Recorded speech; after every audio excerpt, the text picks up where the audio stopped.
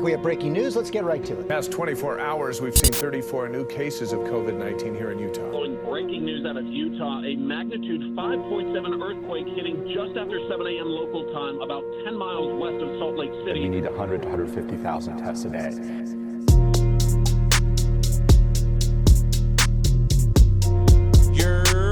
Welcome back to iSo20POD podcast, a podcast to get you through the quarantine. A podcast that probably got you through the quarantine. We're probably done right about now. I think some of us are done quarantining. I know bars are back in session. So salute to everybody going back to work. Everybody going back to their regular lives. Shout out to the people that didn't stop anything. Things that did not change in their routine. This is a podcast just to get you through the day. I go by the name of Dread the Number One Chief Raka. And I hope you're having a day that you deserve. I need to throw a huge shout out to the sponsor of this podcast, Fresh Wolf Products. If you're looking for luxury men's grooming products, look no further. Grab yourself some Fresh Wolf today. You can check them out at freshwolf.com. And for every unit that you buy, they'll actually give one to a child in the foster care system. They actually have a really unique story that maybe we'll get into one day. So salute to everybody over there at Fresh Wolf Products. You can follow them on Instagram at Fresh Wolf Products. And tell them that I sent you.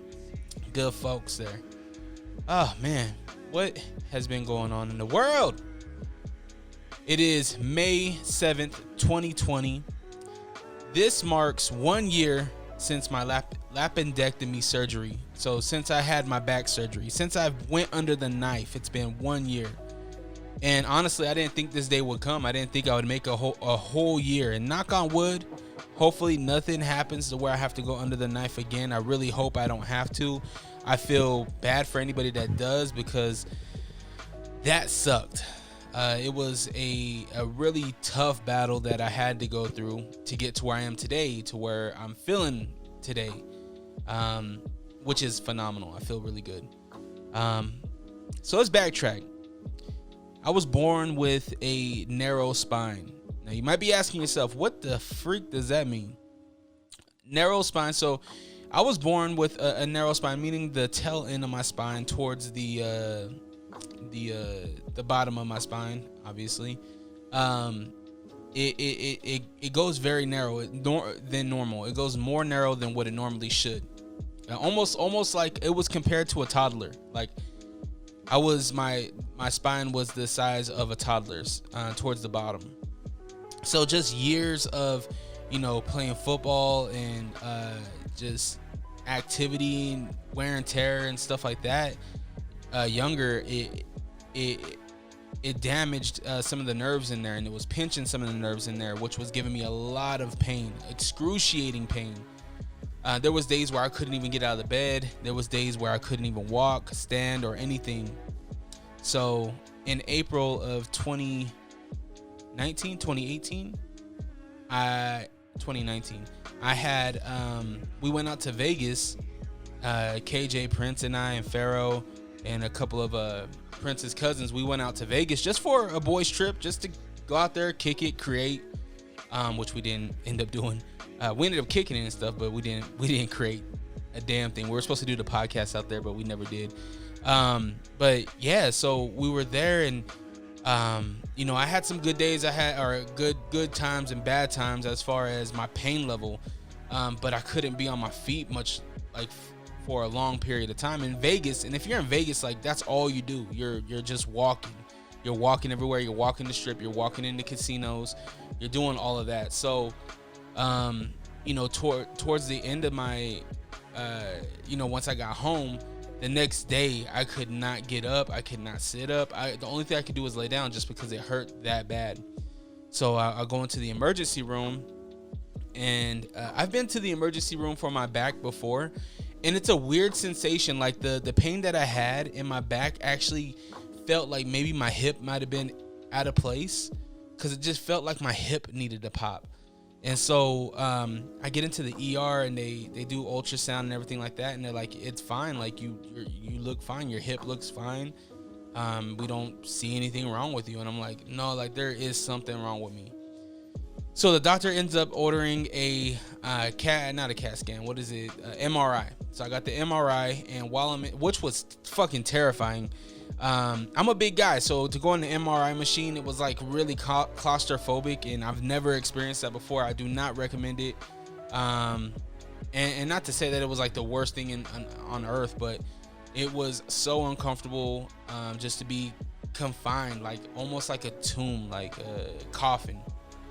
And so I get that done, and they come back. I get the results, and the doctor was like, "Yeah, bro, like your spine is fucked. Like you need to go into surgery."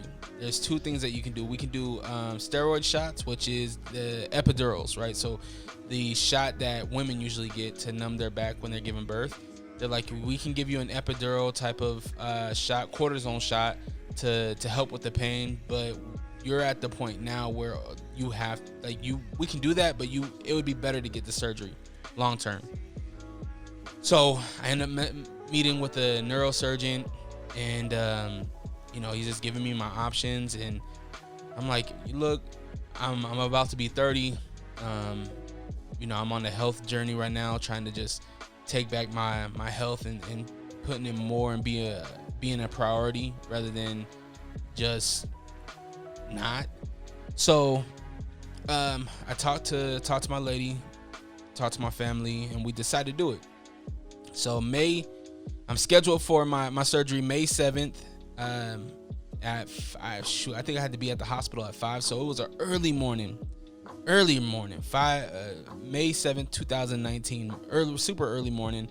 Shout out to my cousin. I'm not gonna say her name because she's really not about being called out or anything like that.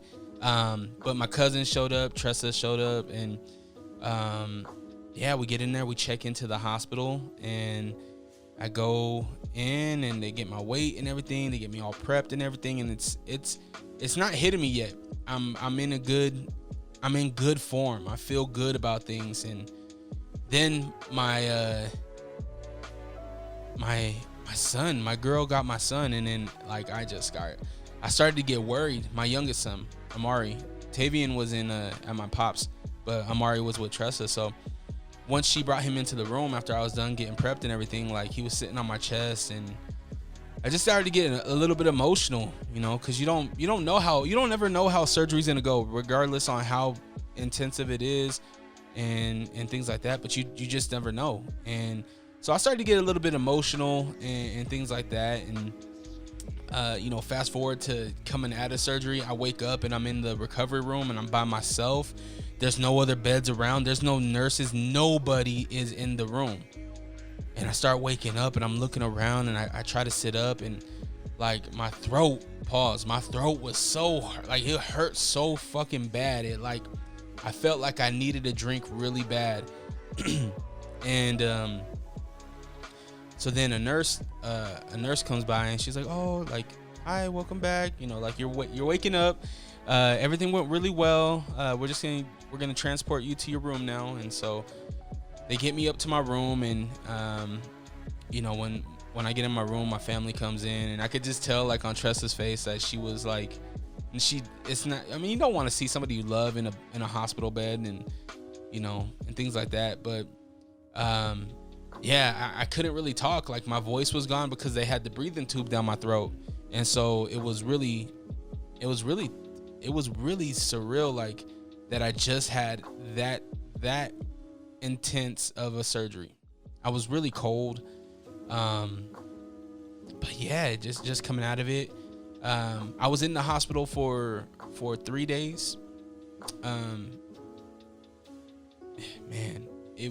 Just looking back on it and just reminiscing on that whole process, I wish I would have done it sooner. I wish I would have got the MRI sooner. I wish I would have just had the surgery sooner. That way I could have recovered quicker, and just take my life back, I guess. Because now, fast forward a year from my surgery, and obviously I'm kind of jumping ahead of, or I'm missing a lot of parts in the story. I was down for 3 months, I believe.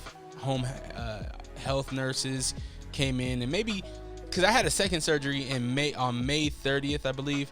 So I had a second surgery, and maybe I'll give you guys some more on that, but I don't want to take too much of your ear with that story. But long story long, it's been a year since my first surgery. I'm feeling good. I'm active. I have some spasms here and there. I can't overdo it, mind you. That like piece of my spine's gone, so I try not to overdo it with lifting, twisting, bending, or anything like that. But yeah, feeling good. I need to throw a rest in peace, kind of some somber news. Rest in peace to Jason Young. If you are from Utah, Salt Lake City specifically, and you are in the quote unquote scene of the clubs and bars and stuff, you know Jason Young. You know Jason. He was a martial artist, a bare knuckle fighter. He flew over to the UK to fight on the bare knuckle circuit. I first met Jason in my LTA days. He was kind of like our security guy, and man, just a really nice guy, and always, you know, spoke well around me.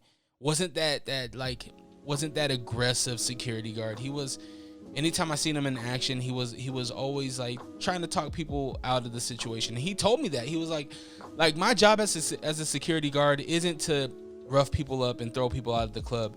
It's about de-escalating the situation. And the best way to de-escalate a situation is just to talk. And that goes for life too, right? Like, there might be misunderstandings that can escalate and just blow up. But if you just take the time to communicate, talk, and figure things out, you'll notice that, one, your anxiety and your stress levels will drop, and it diffuses the situation before it becomes a bigger situation.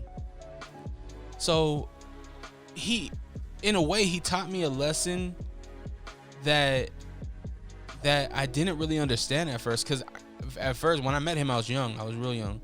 And so just him telling me that story, I look at security guards differently.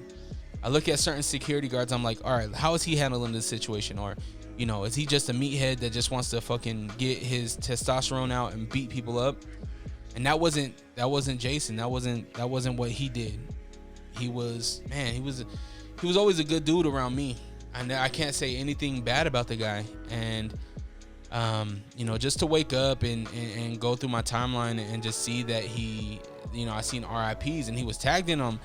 It's a real moment, because he was a young guy and looked healthy and everything like that. So, man, rest in peace to him. And if you are somebody that he impacted and he touched, man, tell people about your experience with him, because I guarantee you, your experience with him, somebody else experienced that same, if not the same, a similar experience with him. So rest in peace. You don't know until, you know, when those moments kind of happen. So, you know, don't take people for granted. People that you involve yourself with and that you associate with, show them respect, show them love, you know, until it becomes something other than that, I guess, is the takeaway. Weight loss, man. I gained 1 pound. Now, here's the thing. My eating was good this week. My eating was really good. In fact, I stayed under my calories. My thing is that I didn't exercise, and I know it. And I know I didn't do my routine. And so when you don't do your routine and you're not burning the fuel that you're putting into your body, that's when you gain weight. So I'm holding myself accountable by telling y'all, Andre gained 1 pound, and that's okay. That's all right. The reason why that's all right is because if you don't take accountability over that, you can't make that change, right? So I'm holding myself accountable to say that I am going to lose that pound and more. So yeah, there's that. Shout out to everybody that is on their health journey. KJ just let me know some news about that kind of stuff. I don't want to spread his news. I'll wait for him to announce it, but he got some really cool things, so be sure to go check him out. You know, he's my brother, so go check out what he got going on. He has some health things in the works that I think you guys will appreciate. I need to throw a huge shout out to Angel for doing the podcast with me most recently, and salute to the other side of the Beehive. Yeah, be sure to go check those guys out, and salute to the other side. Salute to the Young OG perspective. Lonzo told me about some things that he has going on too that I don't want to reveal because it's his thing, but I'm really excited about it. I love to see people that I communicate with, people that I'm involved with, create dope shit and do cool things. So excited to see that happen. All right, there's more that I want to talk about, but I think we should jump into it. I think we should get into it. Y'all ready? Here comes the news. All right, one of my favorite movies growing up was Con Air. Not because these guys were con artists hijacking the airplane, going to war with each other, but because of Nicolas Cage. Nick Cage was in it. I really like Nicolas Cage. National Treasure was one of my favorite movies, the first and second one. He's always been an actor that I'm like, I like this guy. Well, he decided he wanted to take the starring role in the biopic, more of a scripted series, centered around Joe Exotic. Yes, the subject of a Netflix documentary series, Tiger King. The man Nicolas Cage wants to play Joe Exotic, and I could see why he would want to. I could see Nick Cage pulling off a Joe Exotic. I could see it. The 8-part episode series is being produced by Imagine Television Studios and CBS Television Studios.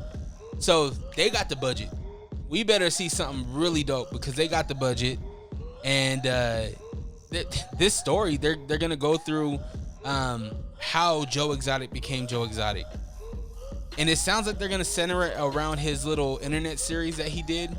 If you watch Tiger King, Joe Exotic had a whole internet series that he produced, almost like a television show, but he did it. It was all him, and he had a producer that he hired. So it sounds like they're going to use that kind of as the base, and if they do, it's going to be really interesting to see how they play that. Like, are we going to see Joe Exotic from that stage? Or are we going to see Joe Exotic in his earlier years before he became Joe Exotic? It's going to be really interesting. Carol fucking Baskin. I'm excited about it. I don't know how Tiger King even became like so popular, but it did. And it was one of those things where I was like, damn, I need to see this shit. I need to see what everybody is talking about because this cannot be real. Like all these tigers in Oklahoma, like what is going on?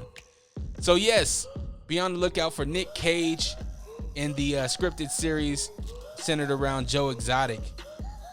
Now, a Utah boy, let me be more specific. In Ogden City, because if you are from Utah, you don't want to claim something in your city that is so crazy, like the whole earthquake thing, right? When we talk about earthquakes, we automatically go to Magna City. Y'all did this.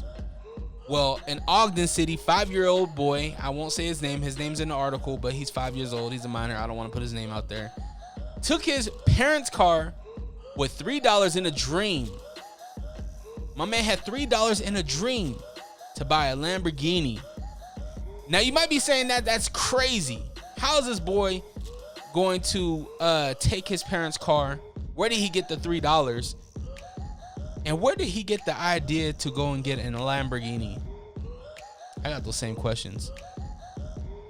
But my man went down the Utah interstate, and it's caught on dash cam footage. You can go and Google it. Google 5-year-old takes mom's car. He took his parents' car with $3 in a dream to go to California to get his Lamborghini on, only to get pulled over by a Utah highway patrolman. Now, when I was watching the video, I was really surprised on how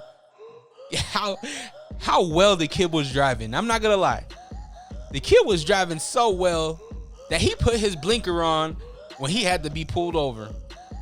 He veered left. I believe you're supposed to veer right, but he veered left. The highway patrolman approaches the vehicle, probably thinking it's gonna be something, maybe Is it acceptable to say midget? Can we say midget? Little person? Because obviously people are calling the cops saying, yo, there's somebody small driving slow in the fast lane. The sad thing is, if the kid was driving fast, he wouldn't even got caught. It would have been normal. So he veers off. Cop approaches. And cop's like, what? No way. This is a child. The cop goes back to his car, radios it in, leaves the kid in the car. Don't you think that the proper thing would have been to hop in, turn the car off, maybe put the kid in your car so he's buckled in and safe, rather than just to leave him in the other car? I don't know. I'm just saying. So all that happened. The kid gets back to his parents. Everything's good. Kid's probably in a lot of trouble, you would think. But no, I am going to reveal this name. A Jeremy Neves, I believe is how you pronounce it. Jeremy Neves of Utah, a businessman, brought the young man his Lamborghini. So Jeremy owns a Lamborghini. It's a nice Lamborghini. It's black. I think it's an Aventador. Nice vehicle. Pulls up to the kid's house. Pulls up to the kid. It's like, yo, you said you wanted the Lamborghinis. Here you go. Here you go. It's all good. Don't worry that you almost could have caused some a huge wreck. You could have murdered somebody with a metal fucking wrecking ball.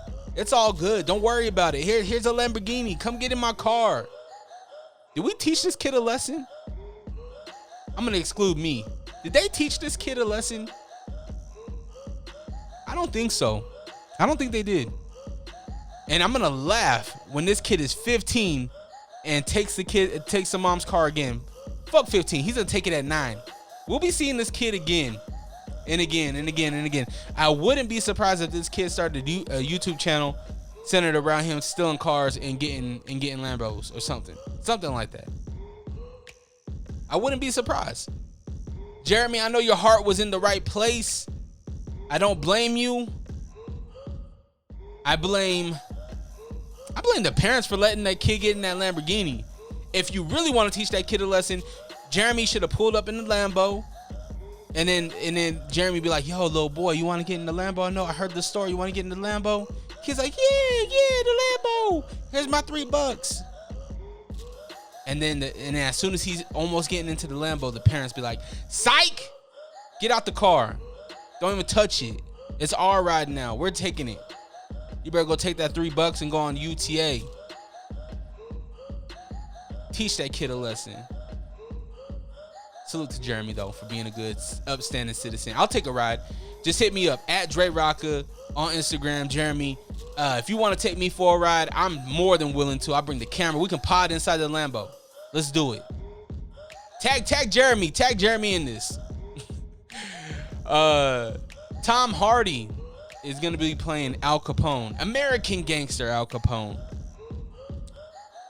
Capone was in New York, right? Capone was what, Florida? I think it was Florida.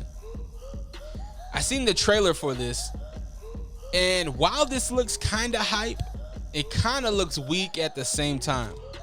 It looks slow. It looks like we're gonna get a minimum of action, just a taste of action, and then we're gonna get a whole bunch of, you told me you were gonna do this, Johnny. You didn't do it, Johnny. What happened, Johnny? Oh, he's a snitch, Johnny. He's a rat.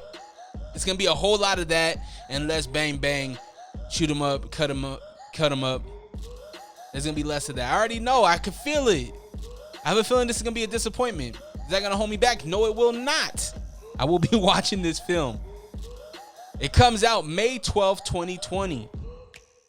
So we'll be on the lookout for that. Al Capone, starring Tom Hardy. I seen his Instagram posts of him before I seen the trailer of his makeup and stuff, and I'm like, damn, Al Capone looked that rough in real life? Ugh. Now, COVID-19 still out there. COVID-19 still running amok. Knock on wood, Utah hasn't felt any earthquakes or aftershocks in a while. Knock on wood again. Hopefully that doesn't happen. But to add to the pressure of COVID-19, America has murderous hornets flying around the cities of the United States. These hornets are native to, I had to do a little bit of research, right? These hornets are native to East Asia, not West Asia, because you know West Coast, best coast, but on the east side of Asia and Japan. These are regular. These are regular, and they're native to that land. And while they're not harmful, or usually not harmful to humans, I love it when scientists say that they're not harmless, they're not harmful to humans. They sting like maybe once out of every 60 people. I'm like, no, that one person felt that sting. That's harmful. Just like sharks. Like, nah, sharks kill less people than dogs do in a year. It's like, yeah, because we're around dogs daily. We sleep with dogs. Dogs can bite our faces off at any moment. Don't tell me that these hornets aren't harmful to humans. I love how they quote unquote usually harmful. But what they are harmful to are honeybee colonies. Now, if you ever watched the Bee Movie, shout out to Jerry Seinfeld, you know that the bee population and honeycombs and all of that stuff is really important to the earth. I can't go into science on it. I just know that if flowers aren't pollinated and the shit don't grow, it means that we're losing less oxygen on earth. I just made that up. I don't know if it's right or not. But what I do know is that if the murderous hornets go in and they start killing off all these honeycomb bees, we're gonna be in big trouble. Maybe not our generation, maybe not our kids' generation, but the next one, it's over for y'all. Murder. The hornets, you might be asking yourself, how the hell did they get here? If they're native to East Asia and Japan, how did they get over here? Same way snakes got on to Hawaii. Cargo ships. No, I'm just playing. I made that up. But yeah, they did travel here. It's rumored that they were last seen in December, or they were first seen in December, I believe, in British Columbia. So it's rumored that they traveled down here. Who knows? I'm gonna say cargo ships. That's the only thing that really makes sense to me, is that they got transported here, and they've been here chilling ever since. Wu-Tang, different killer bees. All right, what else? Oh, sad news that I do not want to bring up right now. I do not want to be a downer on this pod, but I feel like it's I want to say it just in case you haven't heard it. Ahmaud Arbery, 25-year-old man in Georgia, was murdered back in February of 2020. Now, this murder was kind of brushed under the rug, and the reason for that was there was no evidence. It was what was being said was that it was self-defense, and it was a robbery or burglary that was going on, and citizens arrest.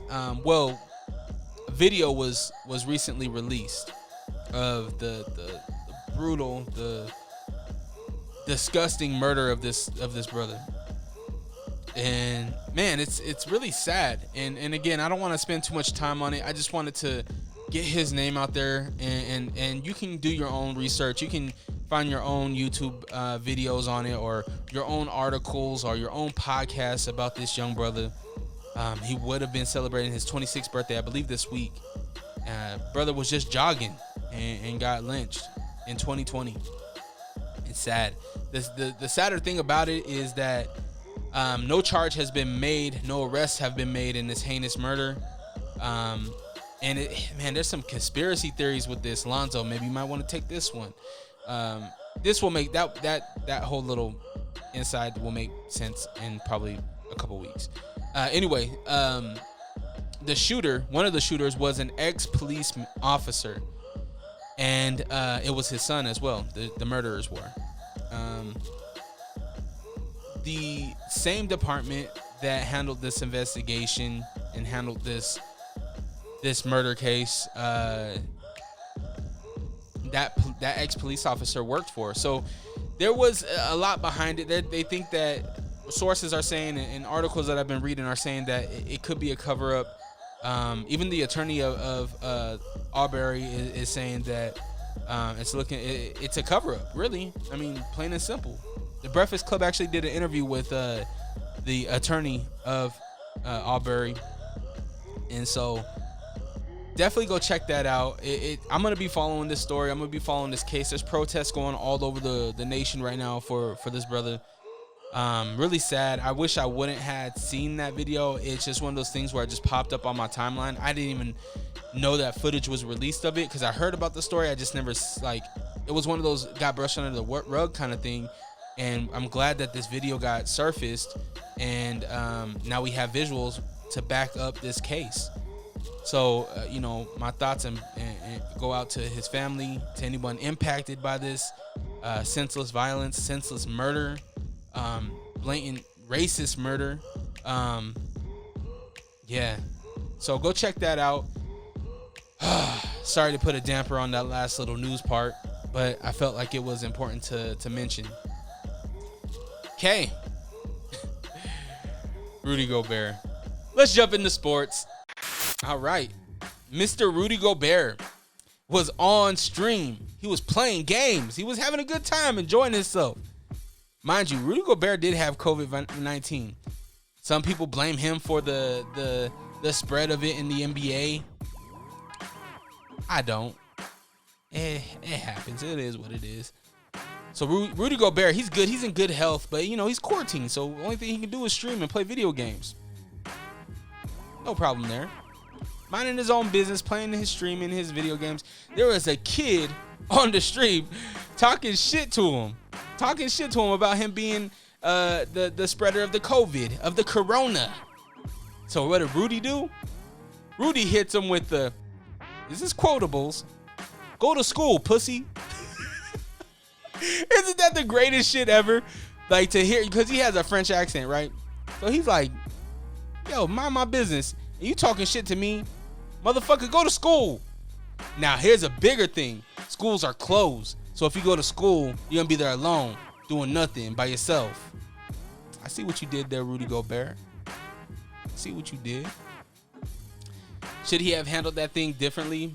No. And anybody out there is sensitive for him calling the kid a pussy, you a pussy. Don't be offended. He was defending himself. There was a wise quote that I grew up on back in the 90s. Big quote. I believe it was Lil Jon. Don't start no shit, won't be no shit. Don't start no shit, won't be no shit. Don't start nothing, won't be nothing. Don't say nothing, won't be nothing. You can be sensitive though. It's okay. I guarantee you that kid did not join that live stream anymore. All right, The Last Dance, episode 5 and 6 came out most recently. We got to see the Dream Team get formed. A lot behind that. So come to find out, people are saying that, and rumor has it that Michael Jordan blocked Isiah Thomas from joining the Dream Team. It's at a time when Isiah Thomas was arguably the best point guard in the NBA. Mike even said that in the doc as well. He said aside from Magic, Isaiah's that guy. He's the second best point guard ever. Disrespectful to John Stockton, but hey, I'll take it. Yeah, so Isiah Thomas goes in and talks about how Mike blocked him from joining the Dream Team, and how he said that he wouldn't play in the Dream Team if Isiah is gonna be there. And Mike said no, I had nothing to do with it. Nobody liked Isiah Thomas. Magic didn't like Isiah Thomas because of their battles. Bird didn't like Isiah Thomas because of their battles. So pretty much he's saying Isiah brought it on himself. Nobody wanted to be around you, and so you got shut out because of that. Yeah, you a bad boy. Go be a bad boy by yourself. And that's what happened. So it was interesting to see how close that team was, though. And I wonder if Mike really did that. Now we'll stick with the facts. Isiah Thomas was not on the Dream Team, and it was successful. Bird and Magic became best friends. The guys just had a great time. Barkley and Mike, best friends. You could just tell it was a great time, and everybody had a good time. if Isiah Thomas was there, I guarantee you it would not have been the same thing. And I'm okay with that. They still got a gold medal at a time when the U.S. needed it. The U.S. needed that. Needed to win. Also jumped into Clyde Drexler, Michael Jordan comparisons. Mike took offense to that. This was his second title against the Blazers. My Blazers. He lost. It was a tough time. But Clyde Drexler, man. Clyde the Glider was dope, man. He was nice. I mean, he got even nicer when he went to Houston. But, you know, for people to compare him to Mike was disrespectful to Mike. And Mike let that shit be known. Not by talking, because Mike said all the right shit, right? Mike was, you know, Clyde is a great player. You know, it's an honor to play against him. You know, really respectful. But once they got on that floor, oh, Mike busted that ass. Mike let him have it. And there was nothing they could say. There was nothing they can say anymore. There was no more comparisons after that. Nobody was like, Clyde is just as good as Mike. Nope. Mike said, psych, stop it. Dude, nowhere in my league. Peace. I feel bad for Toni Kukoc. Toni Kukoc got astray because fucking Krause said that Toni Kukoc was the future of the Bulls, which is a crazy thing to think at that time. Even today, I would never be like, yo, Toni Kukoc is the future of this organization when I have the greatest player on the planet and arguably one of the top two men in the planet on my team. Tony caught strays though, because when the Bulls had a exhibition against Toni Kukoc's team, I forget what was it, Spain, Argentina. What team was that? I forget what country he's from. But when they were playing, the Bulls were letting them have it. Toni Kukoc was getting fouled. He was getting bombarded. Everything. Everybody on the team was giving this man the business. Why? Because he just caught a stray. The Bulls thought that, yo, Tony's coming in here. He's a hot shot. He thinks that he's going to be taking over our team. He thinks he's the future of this team. Psych. He's not. Nope. Mutombo, no. No, you're not. Go sit down. Tony came back game 2 though and put it on him. And then once Tony put it on him, that's when he got accepted by the Bulls. And then he came over and he balled out with the Bulls. He played his position. Always liked Toni Kukoc on the Bulls too. That team, that Chicago team was a team that I wanted to root for so bad, but I was so loyal to the Blazers. And my dad's a Jazz fan, so it was either the Jazz or the Blazers in my household. So if the Jazz or the Blazers were playing the Bulls, I was going for either one of them. But I liked the players so much. Like I loved Mike, I loved Pip, I loved Rodman, Kukoc. Like I loved all those players and just seeing what they did, like how they played and stuff like that. So I feel bad for Toni Kukoc, man. Caught strays. We also got to see that Adidas had a shot. Adidas had a shot at getting Jumpman. And, Mike didn't even want to go sit with Nike. Because at the time, Nike was a track running shoe. That was their sneaker that they went for. Was the running sneaker. But Mike's mom said, no. Jeffrey, you better go and go meet them people. And Nike did them right, man. Nike did them right. They treated the family really nice. They had a whole banner welcoming the Jordan family. And the rest is history. They got the Jumpman out there. They called the Jordan 1s the Air Jordans. And, the rest is history. We got Nike Jordans now. I couldn't imagine, and Mike loved Adidas. Mike wore Adidas in college, and he loved Adidas. So it's crazy to think that we almost had Jumpmans that were Adidas. I could not imagine that right now. The Reebok thing was funny though. So in the Olympics, when they're having the medal ceremony, the United States team, they had to take their podium, right? And they have the Reebok gear on and stuff like that. Their windbreakers were all Reebok. Well, Mike had a problem with that. He had a problem with one of the execs, called him a dickhead. I believe. Don't hold me to that. He called him some type of name. I think it was Dickhead. And Mike was like, they said that I can't walk with the team and get my medal unless I wear this jacket, unless I wear the Reebok jacket. He's like, I got something for them. And then an iconic picture of Mike and the rest of the team getting their medals, but Mike has the American flag draped over him, covering the logo. And nobody thought I didn't think anything of it until this the documentary came out and showed us the reason why he had that drape. We just thought he was being patriotic. He did this for the USA. Really, it was Mike's competitiveness and Mike's control factor to say, fuck you, I'm not wearing this the way you want me to.